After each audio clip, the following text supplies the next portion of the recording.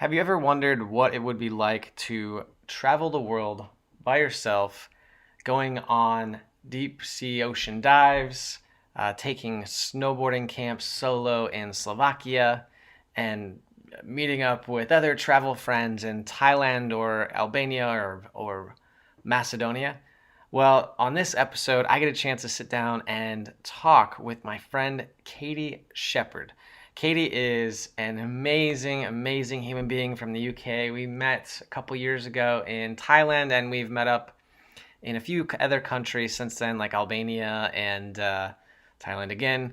And we just always have a really great time. We have very in-depth conversations. In this episode, she shares some stuff that happened before COVID started in 2020. Now, this episode was recorded in 2020 when I was on a bit of a break, so some of the information might be a little bit outdated, where we reference a few months ago, meaning pretty much last year.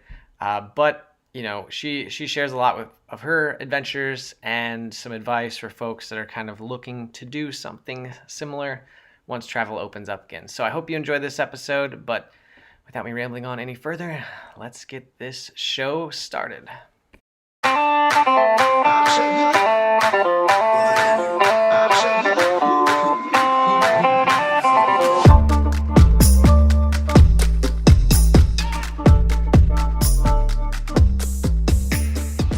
The secret to living like a happy life? Only that quote that I told you. Which one was that?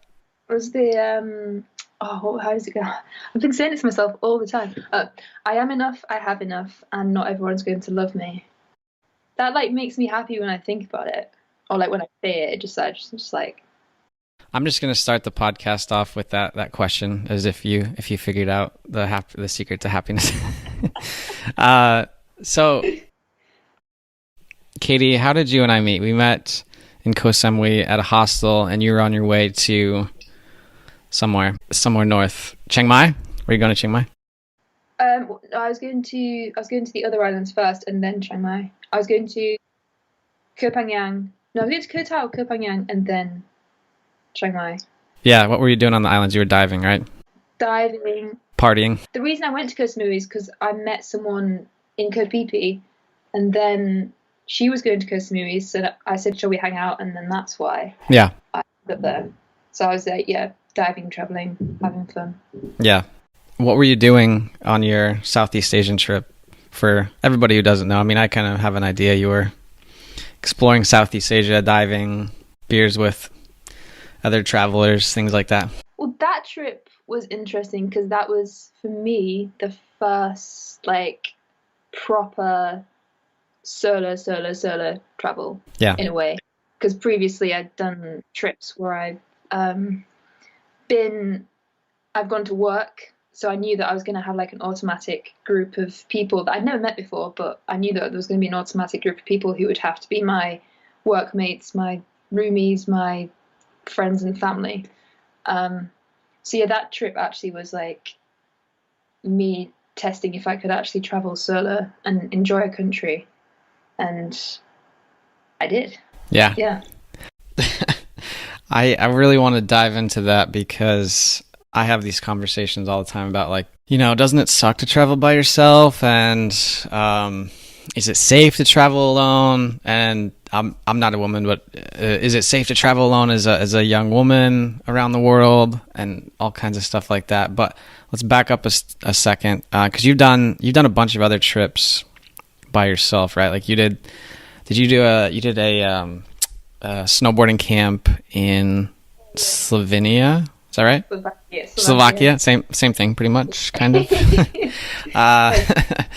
And then you did a marine biology stuff, diving there for a bit.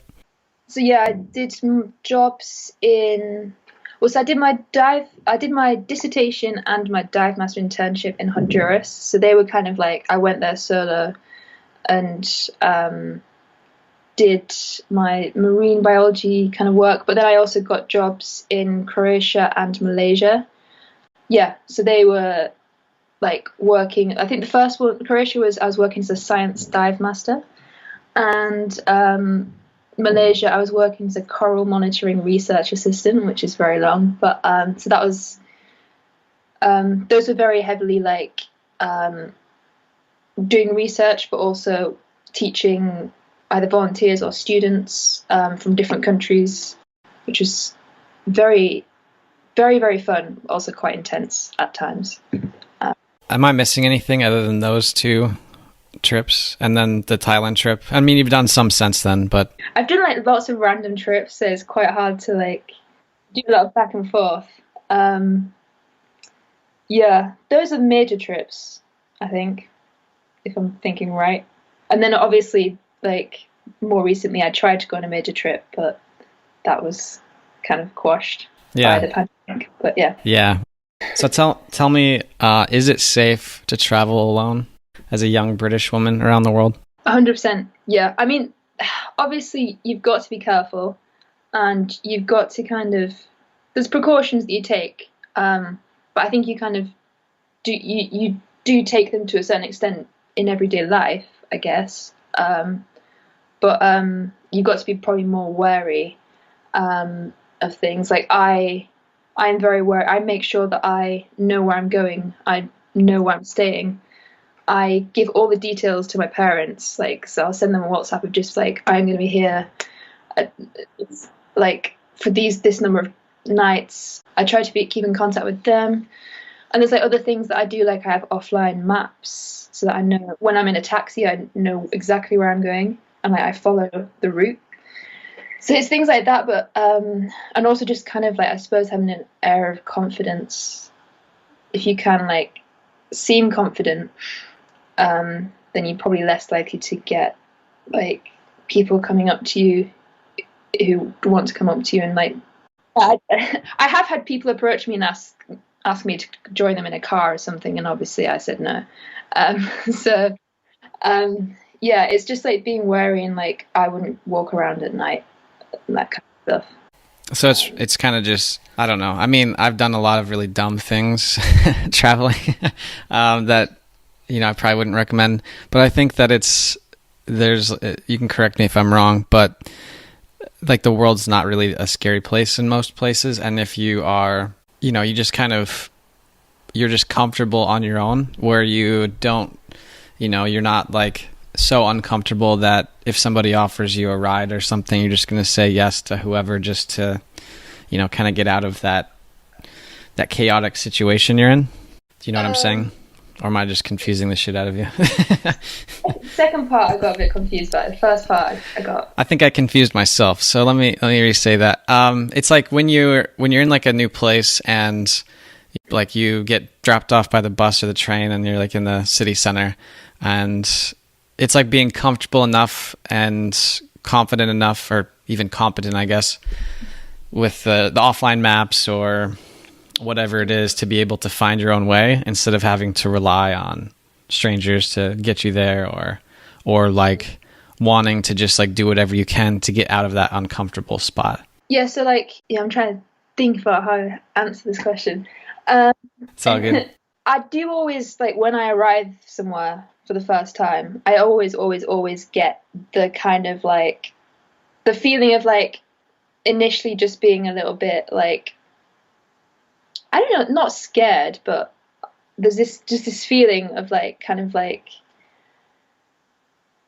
I know that everything's new, and like it's like a sudden like I suppose like rush of overwhelm, and knowing that I am now responsible for myself entirely.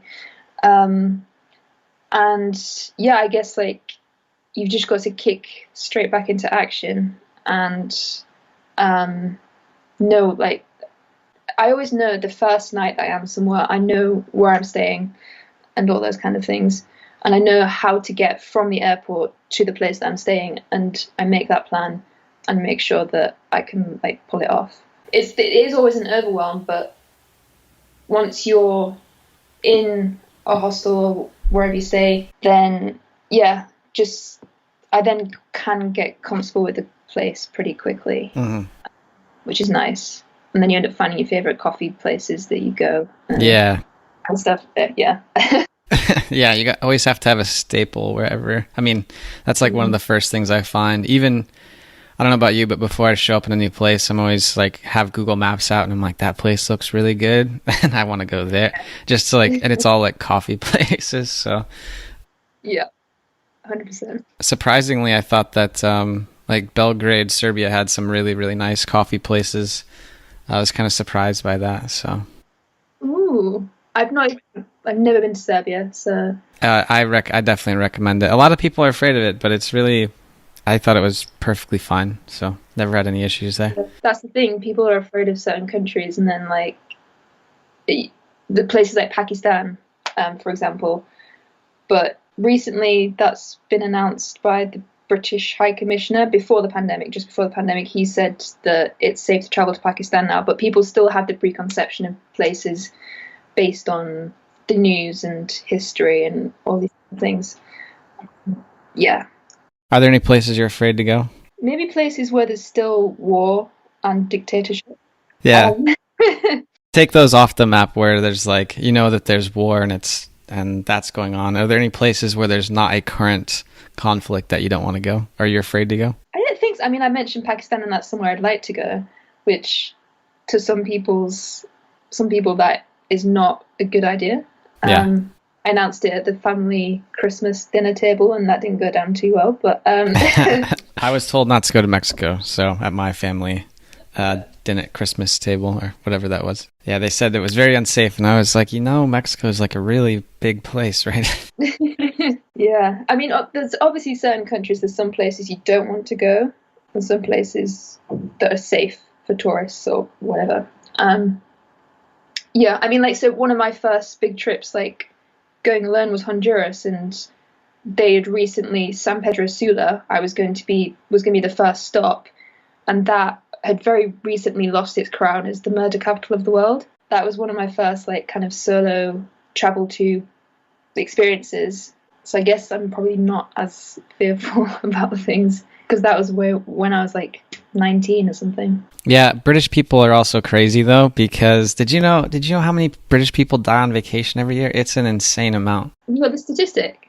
Yeah, there's let me look it up. There's a statistic. It's like, did you not know this? No, I didn't know this. I knew about Thailand and mopeds, but I didn't know about British travellers in particular. Yeah, let me look this up. It's like a pretty high number, surprisingly. Like this is from 2018. Yeah. Oh, this is where they typically die: Spain, Thailand, France, Switzerland, which is strange. But British people are quite heavy drinkers, to be fair. So I've heard rumors of this. So it looks like in 2013 and 14. I don't know how they have this metric. It's like split kind of oddly, but it looks like around 5,000 tourists from the UK die every year on vacation. Wow. Okay. That's quite a lot of people. Yeah. Damn. You guys just aren't afraid of anything though, I guess. I'm not trying, anybody that's listening, I'm not trying to discourage you from going anywhere or not listening to Katie's advice. I remember looking that up because I realized how many mostly it's like young British guys in their 20s end up getting seriously injured or dying on like motorbike accidents in Southeast Asia. And then I came across that statistic, and if you've hung out with British guys for a certain period of time, it's like, yeah, I could see that. Surprisingly, I don't meet that many British people, not all the time. Big drinkers like to do crazy stuff, I suppose. Yeah, lads on tour. Lads. Oh God! So when you're traveling, like you're working on a vlog. Right term, is it a blog or a vlog? I have I've done like some like what I called travel diary episodes of like videos of like one day in my travels, because I realized I wasn't like necessarily like filming stuff every single day, but I have days where I like document a lot of things. So I have done some video type things, and then I have also blogged, so that's the writing side about my travels and stuff. And also I've started doing about general life as well. What do you think so this will probably be a tough question, but what do you think that your I don't know how to phrase this so it's not like what's your favorite country you've been to, Katie?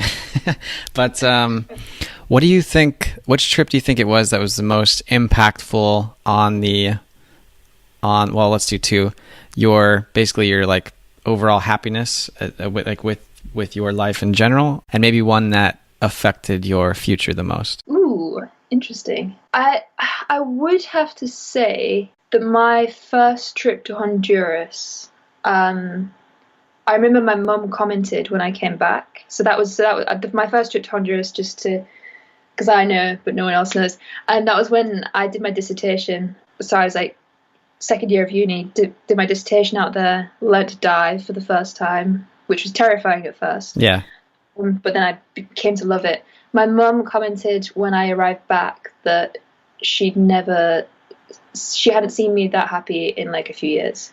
In a way, I kind of maybe rediscovered some of my happiness or whatever in that trip, because it was amazing, and everything was so new, and I surprised myself a lot, I guess, on that trip, and had a hell of a time. So yeah, that was Utila, Honduras, if anyone wants to check that place out. Yeah. The other one... Let's stay on the Honduras one for a second. What do you think it was? Like, what did you do differently than you do at home? And then, I'm kind of curious if it was maybe like the experience of diving and kind of doing something that you're really afraid of, and it sounds like you fell in love with it. Yeah, so, I guess the difference from home was the fact that we were on like a little Caribbean island or whatever, and I was constantly around people, which, I am an introvert naturally. I'm kind of like an extroverted introvert, I suppose. So I was thrown with these people who I didn't know, but were very like-minded. Everyone was into like marine biology, and some were into diving, some got into diving like myself. And everyone was chilled out and ready to work and also have a good time, which was really probably quite refreshing, especially from like the intensity maybe of uni. Well, I did have fun at uni. Yeah. Just to clarify. We'd start early. It'd be like 6 a.m. start, breakfast, go out for a dive. Then you do a little bit of work, have lunch, go out for another dive, do a bit of work, and then chill out on the dock with a rum and coke at 5 sunset. You're giving me, I miss it right now. So it wasn't reality necessarily, unless like you're a dive instructor or whatever, but it was a 6-week dream, I guess. But there was also the fact that I did have to, the first week and a half to 2 weeks, I did, well, the first week especially, I didn't enjoy it. Like, I wanted to be anywhere but where I was, just because that was my first proper solo meet people, learning to dive, which was tough. And I was also got ill that week, and the food wasn't necessarily that great. So it was like a lots of stuff. But I think, yeah, also the overcoming of that meant that once I'd overcome it, I just let go, was free, and had an incredible next 4 weeks. Yeah. And diving is just a pretty incredible, otherworldly thing to experience. Yeah. I was reading a book by Bertrand Russell. I think he's British, if I remember correctly. Do you know who that is, Bertrand Russell? I've vaguely heard of his name. He passed away like in the 70s or 80s or something like that. But he's a fairly famous like mathematician, professor. He wrote a bunch of books. One that I just read recently was Conquest of Happiness, which I was surprised. The only reason typically I avoid like books on happiness because they are, I don't know, I feel like they cause almost the opposite effect. Or they just like, you read it and you're like, oh man. But this one I read it because he's very much, he's not the type of person to write like a self-help book, but one of the things he covered in this book was there's like a excitement or zest for life that certain people have.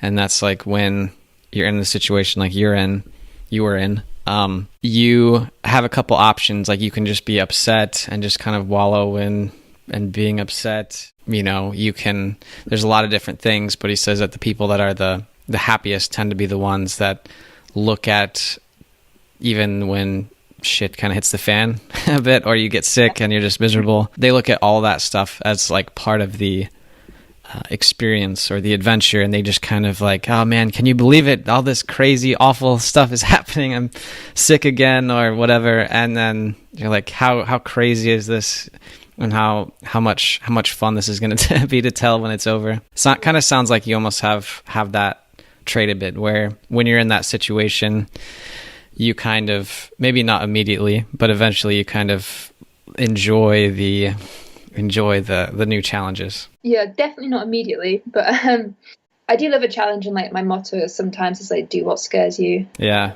But yeah, there's definitely been experiences where it's taken me some time to just to like reason with it, and or then realize where it's taken me, and because there is some stuff that when it's pretty bad. Yeah. And it takes some time for you to be like, actually, okay, I learned this. And yeah. There was positive stuff, part of it. But yeah, I don't know if you feel the same, but I felt that way for the most part until probably from November through February this year, or in the past 6 or however many months ago that was. And I think I'd been traveling. It had been getting close to 2 years straight. And I just had like a bunch of bad shit happen in a short period of time. Like I crashed the motorbike in Vietnam, and then I spent some time in the hospital, and then I spent some time recovering. God, I got robbed on a boat in Vietnam. I had some... Oh yeah, well, I don't know. I tend to not like dwell on that stuff that much. I'm just like kind of move on. It's more like the fun stories I like to tell. I don't always like to tell the ones where bad things happen. Yeah, and then got to Thailand. Well, and then there was also like the whole getting roofied thing in Vietnam. That wasn't fun either. Did I tell you about that? No. Oh man, here's the short version. I went to out with some friends. Had like 2 mixed drinks. Felt severely intoxicated, so caught a cab, grabbed some food at the 7-Eleven across the street, made it back to my Airbnb. It was in like a hotel-esque type of thing. Woke up in the morning in the wrong room. Had no recollection of how I got to a different room. All I remembered was I put on an episode of Doctor Who and was watching it on my laptop, just feeling really, really drunk. And I was like, I don't know what's going on. And wow. Yeah. And then I was like, I had none of my stuff. I had no phone, no pants. and I was just like, oh my God. And then I was sick for like 2 or 3 days after that. So it was a rough, Vietnam was pretty rough on me. I loved Vietnam, but it just had been a bad run of luck. And then did I tell you I went to the hospital in Thailand too? Yeah, the heat stroke type. Yeah, I think it was just being dehydrated. Okay. Yeah, because that was, oh my God, this was bad. It was, I was feeling terrible, and so I was like, I need to go to the hospital. Like, I'm not the type, I don't think I've ever checked myself into like a hospital before, and I won't go to the doctor unless I feel like I'm deathly ill. And so I went, and then they hooked me up to an IV all day. Oh, this is the best part. So I had chugged a bunch of water because I took a cab to the hospital, and yeah, so I chugged a bunch of water, and I'm just sitting there like, I feel terrible, and then I felt like I was going to throw up. So I was yelling at the cab driver to pull over, and he didn't understand what I was saying, and I was trying to use Google Translate, and I was just like pull over, like roll down the window, because I was like, I'm gonna throw up. And then he didn't understand. And then I don't know, finally I just like started trying to open the door because I'm like trying not to throw up in his car. And then he pulled over like just in time, and I like threw up out the cab door. It was a rough day. And then they put me on bed rest for like a week after that, so yeah, I was not so good. Yeah, he He was probably thinking that you were like really drunk or something. It was like 10 a.m. in the morning. I mean, Koh Phangan, like if you were on, like, I know you weren't on Koh Phangan, but I was on Koh yeah. Samui again. But yeah, if full moon party. Oh yeah, I didn't think about that. Up till the early hours. So. Yeah, I guess people in Thailand do that all night. I guess I don't know, that's been kind of a tough thing for me to process, and that was one of the reasons I wanted to do this episode with you, is because I want you to be my therapist and fix everything for me. No, I'm just messing around. But it's kind of taken me a while to get back to normal, I guess. Because after all that, I think I probably pushed myself a little too hard to get back out there again after Vietnam. And I probably wasn't healthy, which I mean, I know that now. And then I got sick again in Thailand, which I think what happened in Vietnam probably played a role in that. And I finally feel like I'm getting back to normal, like I'm being myself. I mean, you've talked to me a few times and you probably can tell a difference between then and now. Or at least I feel like you should be able to, but I have a better attitude at least. But I wanted to talk to you about your trip, your Philippines trip, and how you're doing with that. I'm not trying to turn this into a therapy session, but I know you had kind of a rough go of things there. Yeah, it's the reverse therapy, because I did the therapy for you last time we chatted. That's true. Go ahead, Katie. Tell me how you feel. Well, right now I'd say I'm pretty good, but it has been since March. It's been like a good few months. But yeah, so you want me to run down of like what it was? Right? Yeah. Okay. I actually don't even know what happened necessarily. I think you gave me like the TLDR, like some stuff happened. I got sick, and I think you explained what it was, but I actually didn't know what you were talking about, so I don't remember. It had to do with diving, I know that, and and then you go ahead. I'm gonna butcher it, so it's all you. Okay.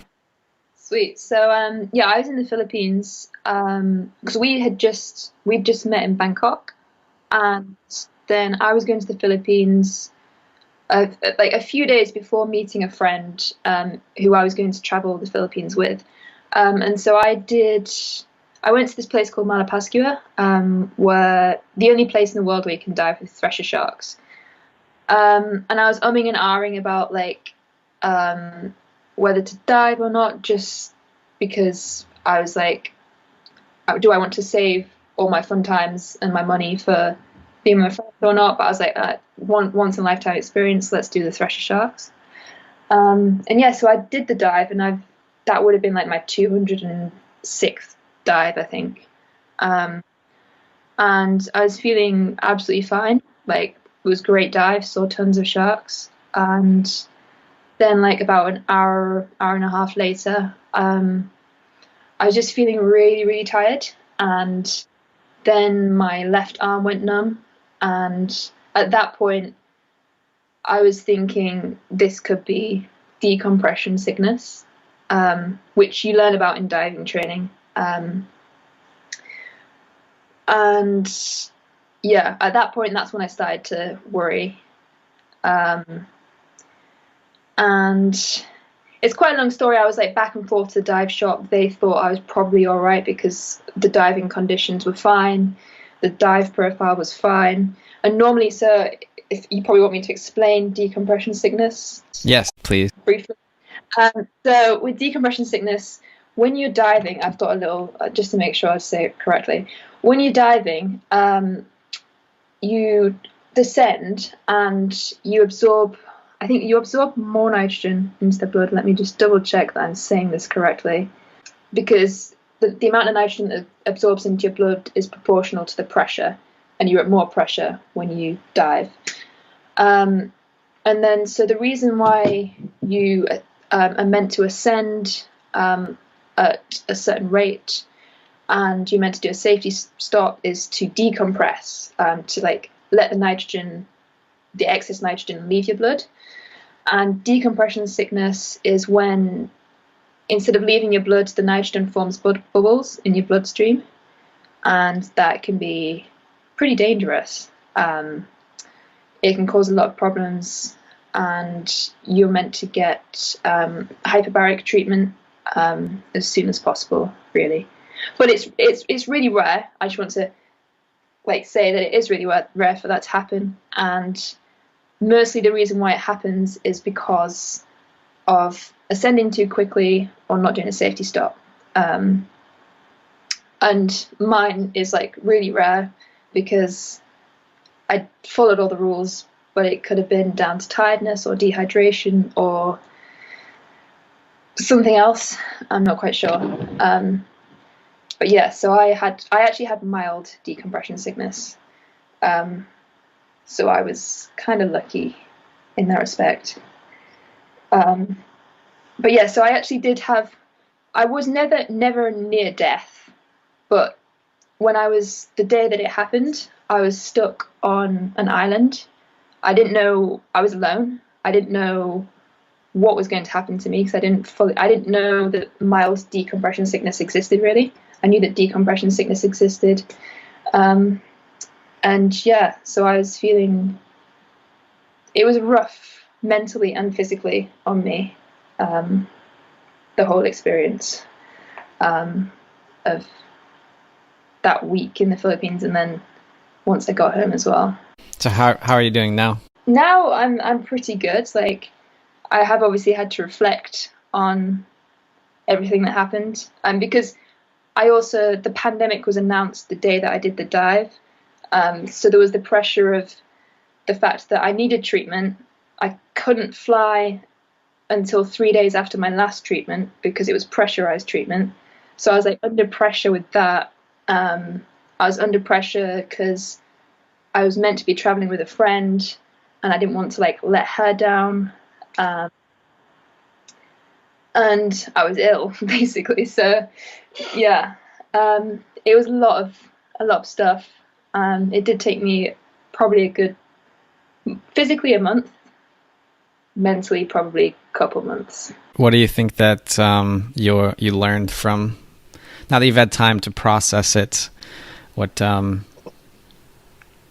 did you think you learned from it, or what are your, I don't know, I'm trying to think of a I'm trying to think of a good way to say it that's not tell me your positive takeaways from this awful thing that happened to you. I'm wondering how you, because you definitely seem like you're in much better spirits than when I talked to you right afterwards, because I was like, holy shit, Katie, you sounds like you almost died. That's awful. And then you were just really bummed out, but now you seem to be back to yourself. So I don't know, where are you at now? And then what are your thoughts on all of it? I mean, yeah, obviously it was a pretty shit thing to happen, especially loving diving. And then suddenly I was I'm never diving again, never, ever. Because I didn't want that to, it is scary what happened, and the whole experience. I'm trying to think of what my positive takeaways are, because I do look on it as almost, it wasn't good that it happened, but I did need a shift maybe, and in a way the plans that I had made, probably I rushed into, and they probably weren't the most ideal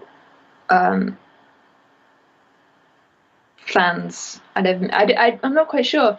It's an interesting one, but I think almost I was kind of starting to live my life not necessarily for me, and starting to do things that I kind of thought people expected of me in a way. And so now I'm kind of, one of the things that I was doing to try and recover in a way, I guess, was to really think what is it that I want to do, and what makes me happy, starting to rediscover the things that I used to enjoy as a kid. That's kind of how I've been, I guess, trying to just find the small things, because as well as the decompression sickness and recovering from that, there's also been the lockdown and not being able to see people. So it's been like a bit of a like double whammy of things. But I am also lucky and privileged to be at home with family and able to be here as well. So I don't know if that answered the question very well. It did. There's a lot of stuff that you said. The one thing that I'm kind of hanging on to is the rediscovering what makes you happy, rediscovering like the things that you enjoy to do. Because I feel like I kind of went through the same process where it was like, I think I was using like so traveling. I mean, I love just exploring things. I love like, I mean, we've met up in a few countries now, because we met up in Albania and we went through that bunker museum. I love going through stuff like that and learning about history and cultures. I love like the outdoors, doing like whitewater rafting. I don't know, whatever country I'm in, I just want to get involved with like that new thing, dancing. And then, you know, realizing that where I'm at right now and then just where the world is you can't go do that stuff. I mean, I understand also I'm talking about this from a place of like my life has been very good. I've been very lucky. Mm-hmm. Not everyone else has had the same opportunities, and they're in much worse situations. So I'm not trying to say that my life is so bad or anything like that. Yeah. But it's just more like sitting around and realizing like I'm not doing anything I like. Like I almost had to rediscover my old hobbies from when I was kind of staying in one place. That means, you know, getting outside and hiking in like different state parks, and hopefully go to some national parks here soon. And then, I'm excited for that. That'll be fun. And then just also reading, kind of disconnecting from the rest of the world a bit too, where I felt like when the COVID stuff first happened, I was just like refresh I think it just made me like very scared. And once you kind of already know the state of the world and where things are, it's like, okay, well, at some point you have to stop like consuming all that stuff and decide what you're going to do. I think it's probably the same when you're recovering. It's like one of the things, once I realized like how bad of shape I was in, because after I went to the hospital in Thailand, I was just like, just had no energy, just kind of felt bad in general. I decided I was like going to take time to like go to like physical therapy and basically rehabilitate my body and let it heal. So I think it's like doing that, like just deciding, instead of just sitting around and being miserable and being in pain and being upset about being in pain, it's like, okay, well, this is where I'm at now. That's not where I want to be anymore. How do I, like, what are the things that I can feasibly do to get me to this point where I feel better, I'm happier, I'm enjoying life a lot more. So does that sound like the process you went through as well after you? 100%. Like that was just like reminding me of like, even like you could talk about mental health in this respect, where it's like there's someone I'm in conversation with at the moment, and she was struggling with mental health, and so she started making like small goals for herself, and then eventually it became this like big bucket list where she's like completing tons of like these cool things on a bucket list to get herself out there and like doing things and like enjoying life. And I guess that's kind of like with me recovering from the whole experience in March, I did have to switch off from the news and everything for a bit, and I started writing a little bucket list of stuff. I started like going for walks and like truly like enjoying and like listening to the birds and like finding random different routes. I also reading as well. I've not really done much of that, and so now I'm like big into that. And just finding like small things to do that just like kind of start to build up until you're feeling better and like you're living a kind of like more normal, happy, healthier life. I guess. So, Katie, I don't know about you, but a lot of people, since they've seen me traveling and trying all these different things around the world the last few years, have asked or have said that they wish they could do it, or they have the desire to do it. It's like I've had so many people. It makes me kind of sad, actually. But I've had a lot of people say, like, "Oh, you're living my dream life," and I'm like, Yeah. man, it doesn't have to be your dream life. If I'm a bum from the middle of nowhere. I'm from a village in like one of the most rural parts of Iowa, which is one of the least populous states. Like, Yeah. if I can figure this out, I promise. Like, you've done harder things. You obviously have had to go through different things and try different things out, and maybe do things incrementally. But as far as like how you got started and advice for somebody who wants to kind of travel more, they want to do like snowboarding camps in Slovakia, or go diving in the Philippines or Honduras. Like, what advice do you have to the people that are saying, "I wish I could do what you're doing"? Well, to quote Nike, just do it. But I mean, I have done a bit of a pattern of just finding a job, like any job, earning, and then departing to go off places. But so there are tons of ways to kind of travel cheaply for a long period of time. Like, I was lucky that I had a biology degree, so that took me marine conservation route of so a lot of my longer travels were like 2 months in Croatia, 2 months in Malaysia. I wasn't being paid, but I was getting free food and accommodation in exchange for the work that I was doing. So that meant that the only money I spent in that time period was on beer and chocolate. And they don't cost too much. So yeah, but there's work away. If people want to travel long periods of time, you can do things like work away, where you do a little bit of work and you get food and accommodation in return. But also, it's like, it's the guts. If you want to do something, you can always wait around for someone else. Like, I know that you've kind of had that experience where you were kind of like maybe waiting around for maybe a significant other. Are you bringing up something from a previous podcast? I always forget that I say those things, and then people be like, "Remember when you said that?" And I'm like, "Oh yeah, why did I do that?" I'm a fan of the podcast who is now on the podcast. Wow. Damn. Look at me now. Yeah, it can be, especially in terms of like solo travel, it is pretty scary. Most times it is scary, almost every time, because you're like, will I make friends? Will I find anyone? But even if you don't find anyone, like, it can be a good chance for you to spend time with yourself and treat yourself to solo dinners and treat yourself to a great sunset. So it's just knowing that, yeah, you won't necessarily always be alone if you decide to take a trip alone. And you'd be surprised by how many people will approach you, because I don't approach that many people, but I still find a ton of friends and travel buddies on these trips.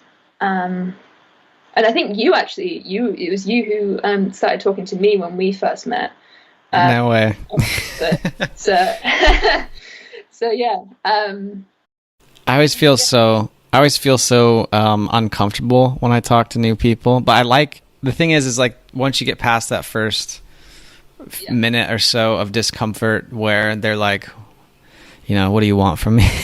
And then I think, because usually all I want to do is just, I enjoy talking to people or like hearing about them.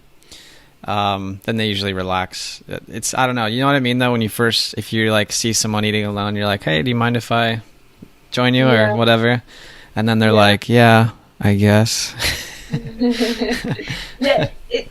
it's something that I've realized. I remember when I was walking to meet you in Albania, and I knew that you had two friends who were joining as well. And it was for the first time I was like, actually, I'm not nervous about the fact that I'm about to meet two people that I've never met before. And I met you very, very briefly, technically, and we like just chatted a bit. Yeah, yeah. And I was like, there was like no nerves. I think just because you almost know that there will be some slight awkward energy when you initially meet people. Like that is, no matter how confident someone is, there's always going to be that initial 1 minute, 2 minute, 3 minutes. It's going to happen. So knowing that that's going to happen, and somehow I've developed a kind of like chillness about that. Yeah, I guess, which is fun. It's cool. Yeah, the more you do it, the easier it gets. Yeah. I remember the first time when I started traveling by myself, when I like sold everything and was like, I kind of, so this is one thing is like, I went to an extreme, like I sold all my stuff and just left. Whereas I think you've probably done a balance of you still have your home back in the UK and you kind of do these at your parents' house. You have a room at your parents'. Right now I'm staying at a friend's house in a spare bedroom, so I don't know if that's much different. But you've kind of done this thing where you're able to do trips that are maybe a few weeks or like a couple months long and then come back and work for a while. So I think there's different ways that people are creative how they can do it. It's just more like, I think if you are, you know, if there's a will, there's a way, I guess. Like if you really want to do something, find someone else who's been able to pull it off. I mean, that's really what I did. Colin Wright, I listened to so much of his stuff. I read some of his books. He was kind of a guide, I guess, for this. I did a podcast with him forever ago, and I went back and I listened to the first one, and I was like, oh my God, I'm such a child. Like I'm asking the worst questions because I'm asking about all this travel stuff, and I'm like, you know, I was so green, and now I'm like, oh, man, get it together, man. Ask him the real questions. But it's like, I don't remember why I went on this tangent, but it's kind of, you just have to understand there's going to be some level of discomfort. Oh, I remember now. I remember I cried before I went on my first like solo, like when I went off on my own. I was like, oh my God, what's going to happen? Yeah, so that was nice. It was a nice ugly cry too. So Don't worry, I've cried many times before going for long trips. I don't do it anymore, but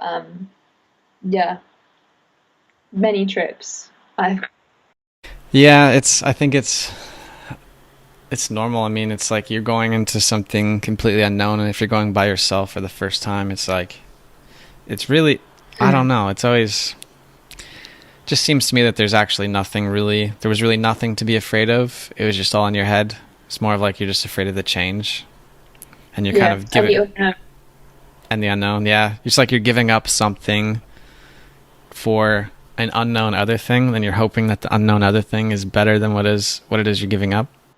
Well, so if anybody wants to follow along with what you're doing, and like your writing or your next, it probably will be a bit, but let's say your next video diary you do, how do they follow you? So on Instagram, I've got like my main account, which is probably more like nice photos and stuff, which is Katie Shepherd Pie.